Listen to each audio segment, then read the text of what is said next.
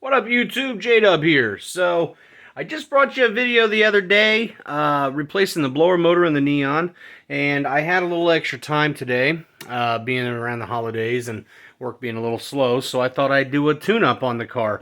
And by tune-up, I'm talking about the most lax spark plugs and wires. So I'm going to show you guys how to change out the spark plug and wires on an '02 Dodge Neon, but to be fair, it should work between 2000 and 2005. I'm not sure about the first gens. I'd have to double check that, but this is basically what you need. It's not that difficult, so let's get started.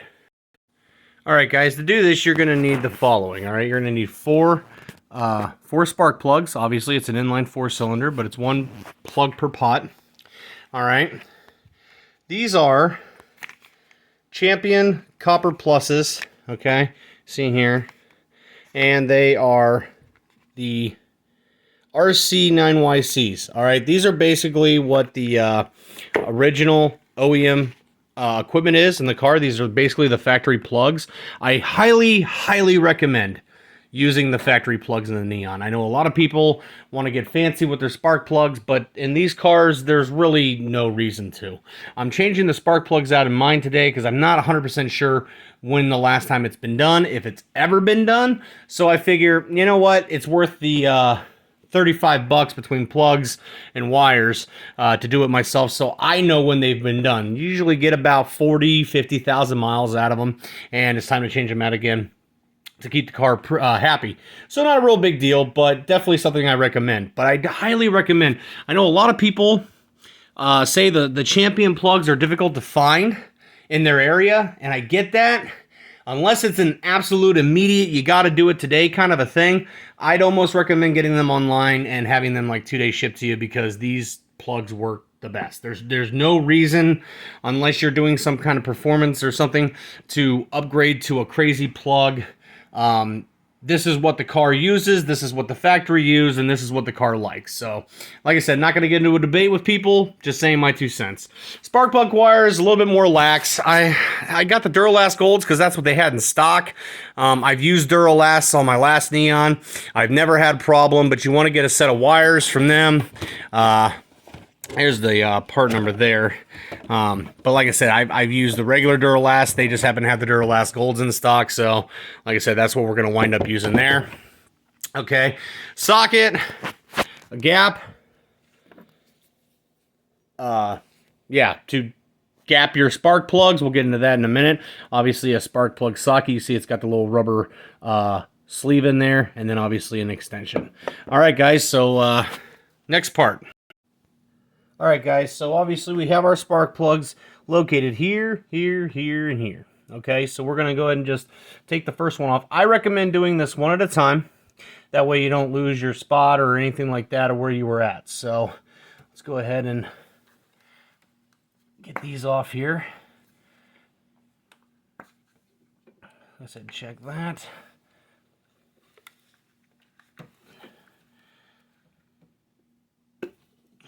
All right. Now these wires actually don't look too bad, but I can't see a marking on them anywhere, so I couldn't tell you if these are stock or if they're you know, have been replaced at some point. I just don't know. So let's go ahead and you see down there that it is that is the where the spark plug is located. So let's go ahead and get that one out.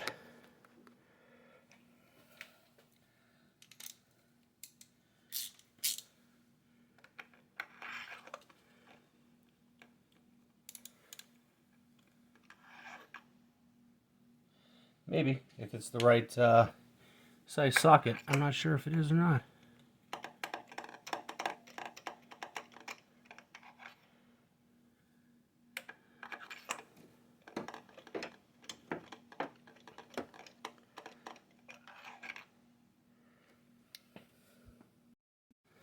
Alright guys, so apparently the socket I did have was a little too short, so I got the longer one that I've got in my toolbox. This is a 5/8.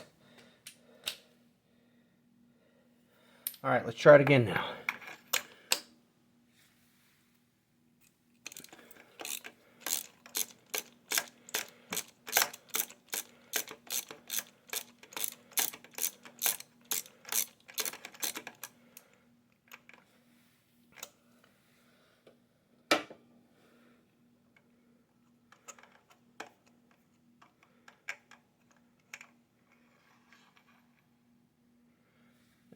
course it doesn't want to come out. Alright guys, so this is the first plug. It's an NGK, and it, so these plugs have been replaced once before. But if you look at the node there, I just put it on the gapper, and it's almost like 0.045, and that's way too much. So this is not the worst looking plug I've ever seen in my life, but it definitely is not going to hurt anything to change it out. So we're going to go ahead and put the first one back in now, alright? Alright guys, so I have my new Champion spark plug. I've already gapped it. So as you can see here, it is gapped at 0.035. Alright? So we're going to go and put that back in.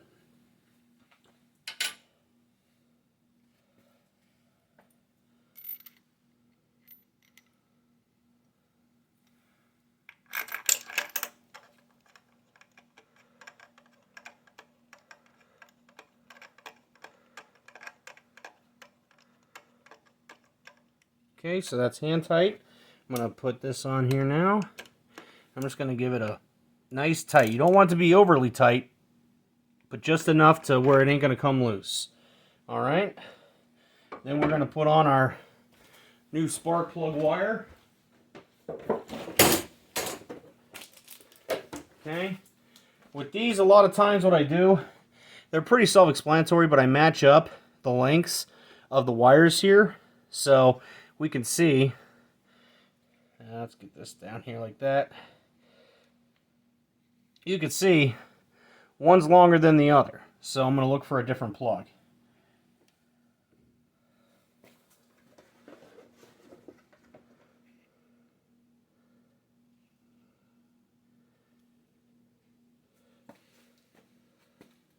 This is much closer, so this is what we're going to use.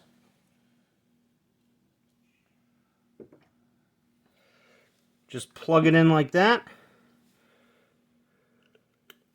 Make sure you hear it pop in place. Come over here. Make sure you hear it pop in place. And that's all you should have to do for that plug. Onward.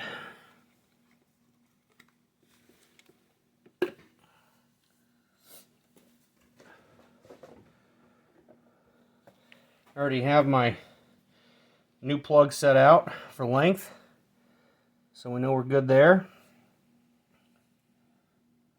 Put that to the side. Okay, now we're going to go ahead and pull this spark plug out.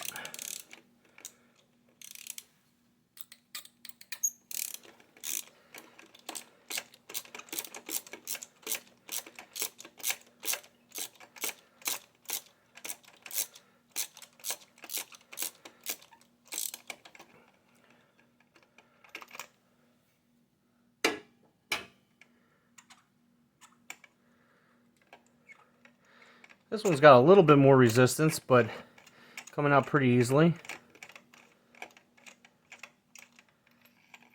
Okay, so this socket does not have a rubber boot in it. It must have gotten lost at some point or another. This one does, though, but it's not all the way seated, so it won't fit over the wire. So I use that just to pull the plug out. Okay, NGK. This plug looks about the same as the first one. Like I said, I say NGK because it has happened where I've pulled spark plug wires out before and they were different brand plugs all the way across. So, you know, just a little fun fact for you there.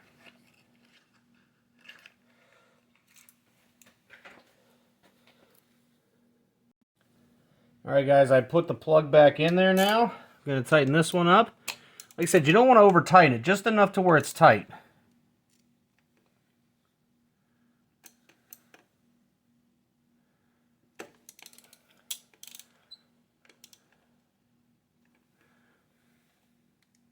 Okay. Then we put our second spark plug wire on. Just pop it in there, listen for the click. Okay. Oop, wrong one. Ah, my mistake. Here we go. Pop that on there. And then we just seat that right there. Like that. Okay, so we're good to go on both of those. And then you just repeat on the other side. Alright guys, third plug, once again, looks pretty good. Like I said, just worn down a bit. This one's actually worn down quite a bit more than the others, so it's a good thing we're replacing that, alright? Alright guys, this is the last one. So let's see how it looks. So far, everything's looked okay, just worn down. So that's good news.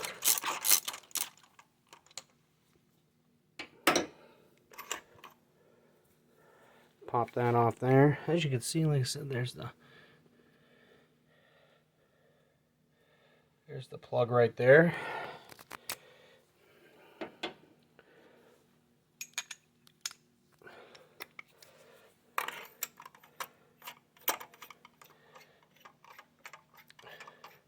Like I said, guys, the threads on these are pretty big, so you should never have to force them out, okay? So,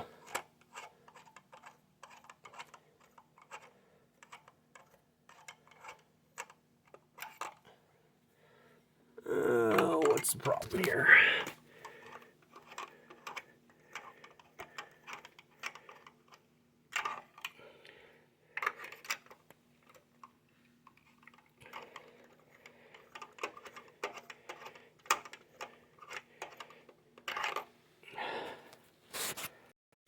Alright guys, sorry about that, but it wasn't all the way loose and it didn't want to pop, so here we go.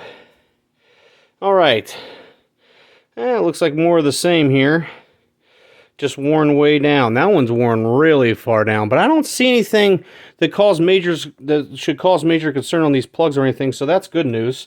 Once again, an NGK. Alright, what I'm going to do real quick though is, I'm going to show you guys what I'm talking about with gap. Alright, I'm sure there'll be some questions about that. I'm not going to get into insane metrics of it, but let's do that. Alright guys, so I'm going to try to show you what I'm talking about with gap. Alright, that lighting's awful. Let's switch it up a little bit. Alright, there we go. Alright, so basically, I told you you're going to need a gap tool. This is what it is. You can find this at any auto repair shop or any auto parts store, I should say. This one's from AutoZone, but they're basically the same. But what you'll notice is on the very edge of that, it gets thicker as on that ridge. And what I'm talking about, when you got to gap this to 0.05 or 0.035, sorry, you'll see all these numbers on there, okay? And basically what you do, you start at the thinnest line on here and you spin it around until you can find it at the right gap. Now sometimes you might have to bend it or wiggle it a little bit just to make sure it's there, but the gap should be able to go in where it needs to go there, but not any further up, okay? So 0.35 on mine, that's exactly where that needs to sit, okay? Right there.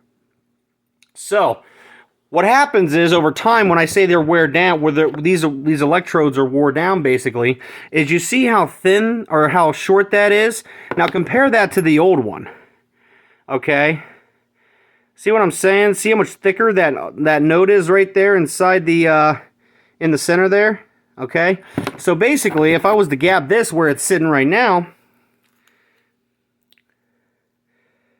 oh my god, this thing's sitting at 0.045. Now that doesn't sound like much, but in the world of automotive, that's actually quite a bit difference. Now what happens is when your ignition sends a signal, well, it doesn't send a signal, but it sends an electronic pulse to your spark plug.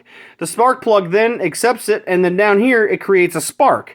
That's what generates your explosion inside your cylinder head, okay? And what happens is, the shorter this gap is, the more the spark has to travel between the electrode and the metal piece here. So as time goes on, if the gap gets wider than where it's supposed to be, it actually will be a thinner spark, and it actually won't run as well because the spark's not as strong as it would be on a, like I said, on a brand new plug like this. So that's basically what I'm talking about. Like I said, if you guys have any questions about that, I'll do my best to explain it as I can. But leave me a comment down if you have any questions about that. All right, let's get the last plug done. All right, guys, last plug. Let's go ahead and get this. Let's go ahead and get this in there. Get that wire on there. We'll make sure everything is good and secure and tight and where it needs to be, and then we'll go ahead and start it up. All right, so that's how that's going to work. Awesome. Like I said, guys, I like to hand tighten these. I do not recommend using an air tool or anything else. You know, spark plugs are, like I said, they're not super fine thread. They're pretty coarse threads, so they're easy to go on there. And you don't want to get that wedged in there, because if you do, then you can damage the cylinder head. And, of course, then you have to, if you have to rethread the cylinder head, that's going to suck ass. So I do not recommend that at all. So quick turn, make sure it's tight. One more for good measure. Okay, pop that out of there. Grab my last wire.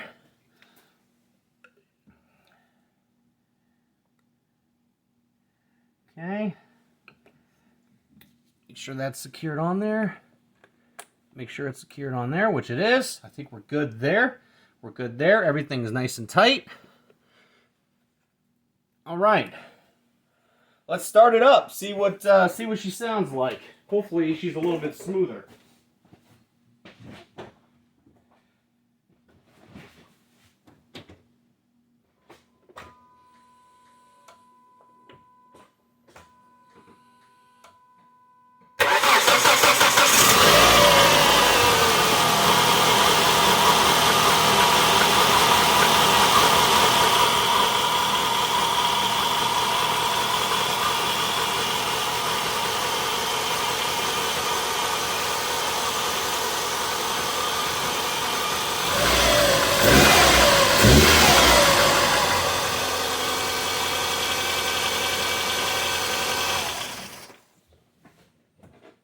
Success!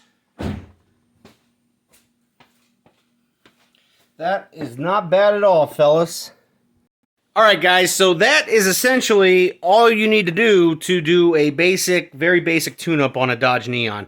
A second gen or a third, whatever, I still don't know how you want to call that, 2.5.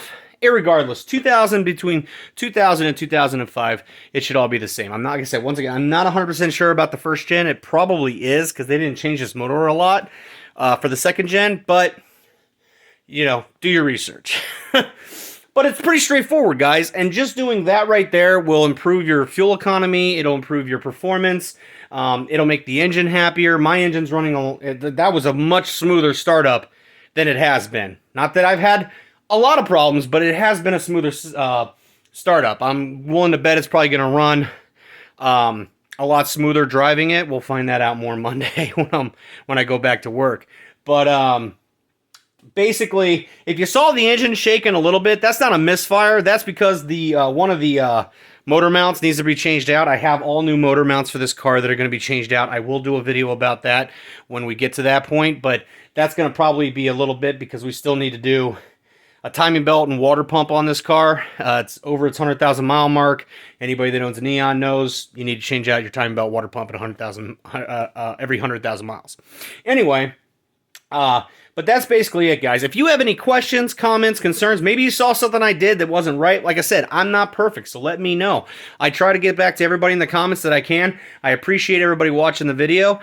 Hit the subscribe button if you haven't already. Like I said, this is the second video in 3 days, which is pretty odd for me. So, I don't know. Maybe I can continue with this trend a little bit, get videos out a lot faster in 2021.